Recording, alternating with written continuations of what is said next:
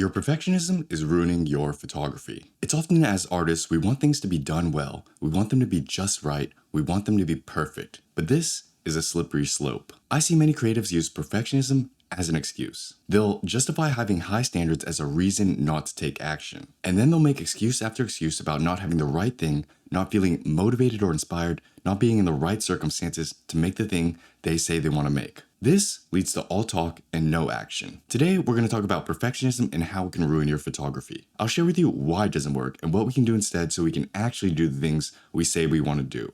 Let's get started.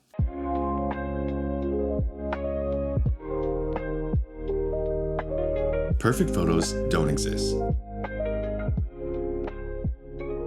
There's a famous photography example I'm sure you've heard of before that illustrates why perfection hinders our growth. I forget the exact details, but in essence, a teacher splits his class into two. He tells one side of the class they have the entire semester to take a perfect photo or make a perfect project. And he tells the other side of the class to simply make something and turn it in every single week.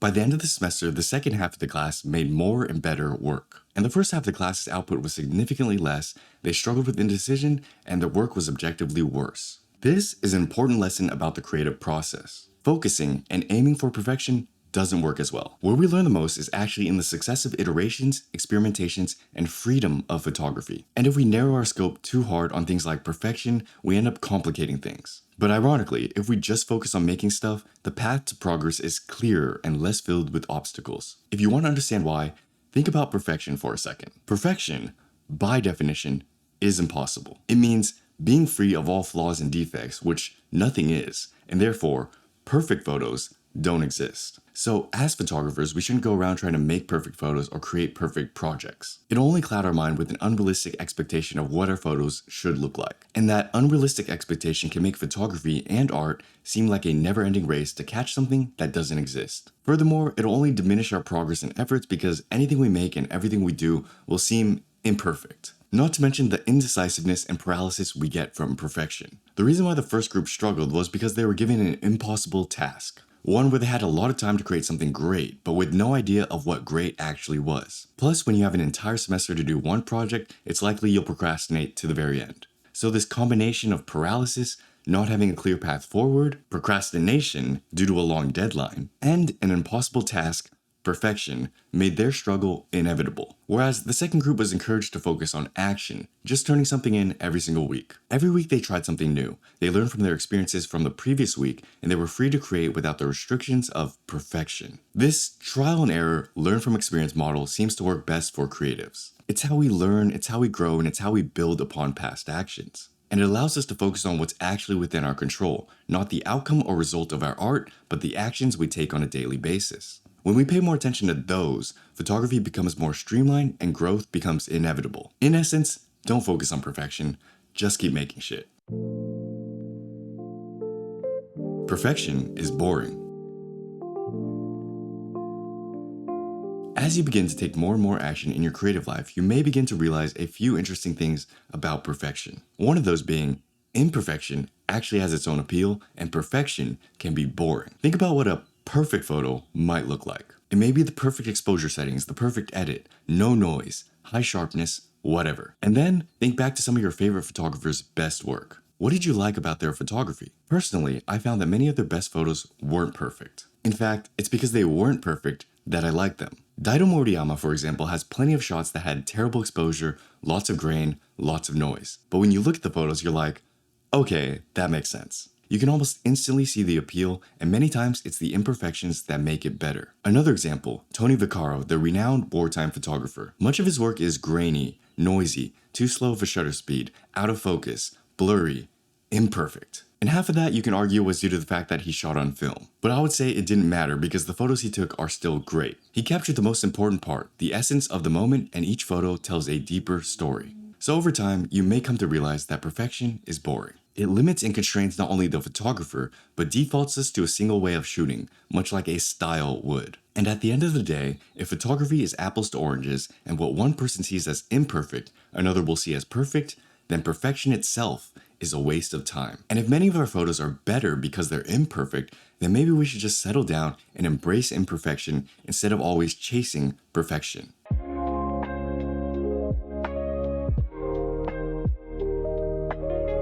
Embracing imperfection.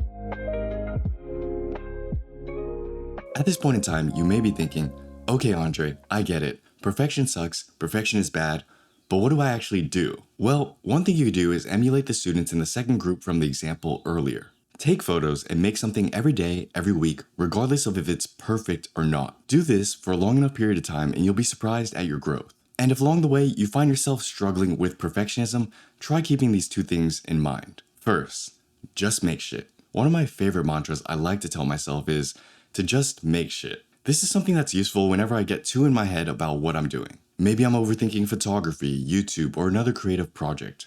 I'm worried about whether it's a good idea, whether it's worth making, and not to mention all the work and effort that has to go into it. And all this stuff is preventing me from starting because I'm just thinking too much. In these moments, I remind myself, dude, just make shit. That's what we're here to do. We're not here to make something perfect because, as we covered earlier, it doesn't exist. We're not here to make something that lasts forever because over a long enough time horizon, everything will fade anyways. And we're certainly not here to people please or make for other people. Good or bad, we're just here to make shit. And it's not the point, but as we established earlier, if we keep making stuff over a long enough period of time, we will get better. And we might create something that others would deem as perfect. But that was not our intent. We were just doing our thing, making stuff every single day. So just make shit. It bottles all these concepts and positive reframes into one simple phrase. I know what it means, I don't have to do the math twice, and it works. So if I'm struggling with perfectionism, I'll tell myself that and just get on with my day. Minimal viable action. If you're a more practical person and you need help applying the things I'm saying here, another good framework is called the minimal viable action. This is something I picked up from Mark Manson, and it helps tremendously whenever I feel overwhelmed with a project. Instead of trying to complete or do the whole thing, which can easily feel overwhelming, I just try to take the first step. I ask myself, what's the minimal viable action? For writing, it might just be opening the document or blog post and writing the. For editing videos, it might just be opening the program and project file. For editing photos, it could be opening the program and picking a photo to edit. For taking photos, it just means grabbing my camera and stepping outside. Just focusing on taking that first step instead of doing the whole thing has made being productive so much easier. It's less overwhelming and there's less resistance when it comes to doing stuff. And once I start the first sentence, take the first photo, edit the first photo, everything snowballs from there. Before I know it, I'm off running, doing more than I felt or thought I would when I first started. This is why they say the hardest part of exercise is simply getting to the gym. But if you can just get outside and get to the gym, the workout will take care of itself. So don't worry about doing the whole thing. Just take the minimal viable action and you'll soon be on your way. So here's a quick summary. Your perfectionism is ruining your photography.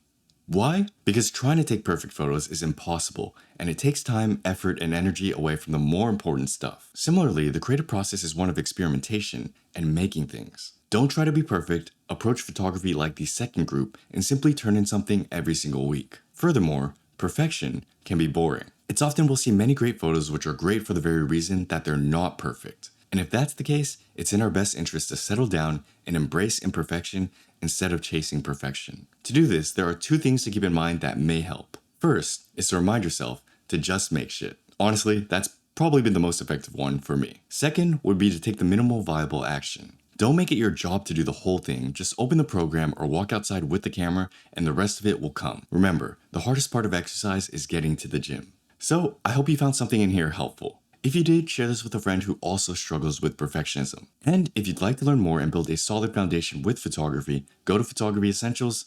It's free. You can also support me by adding to the travel fund or grabbing a copy of my photography zine, The Sinking Sun. We've also got a few shirts that will be here for a limited time. Thanks again for watching. Have a great day. I'll see you in the next video.